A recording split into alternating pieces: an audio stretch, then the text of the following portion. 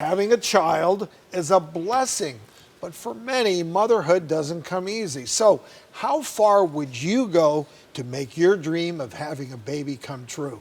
Take a look at Chelsea's story.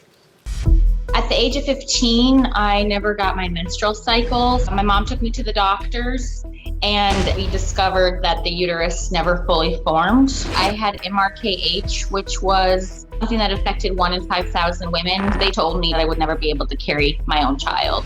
And it was devastating. 3 years ago, I married my husband, Jake, and we were ready to start planning our family. We decided to get a gestational carrier so that we could have a biological children. So we started IVF and we created 3 embryos, and we were at the lawyer's office signing paperwork for my friend to be our carrier. And my physician called and said that we weren't going to be able to transfer an embryo into her because she had failed some tests. I had been going through infertility for 15 years and I just kind of wanted to throw in the towel at this point. And my husband was very supportive, my friend was very supportive, and they weren't ready to give up, but I kind of was.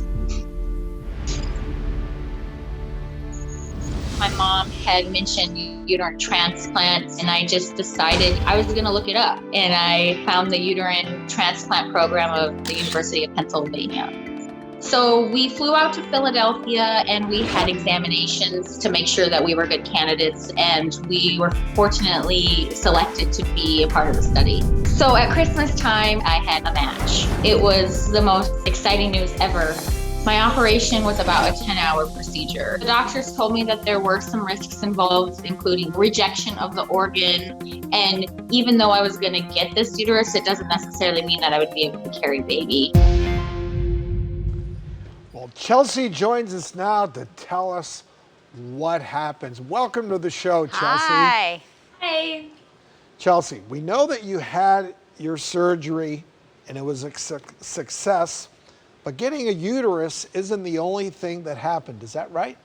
Yeah, so it took me about 3 months to feel somewhat semi-normal after the surgery, just because my body had to adjust to all the medications. And something that was crazy that had happened was a month after the surgery, I had my first period ever. So that was pretty exciting for me. It just made me feel complete as a woman. I will tell you this, Chelsea. Most grown women do not celebrate getting their period. But this was a sign that everything was working.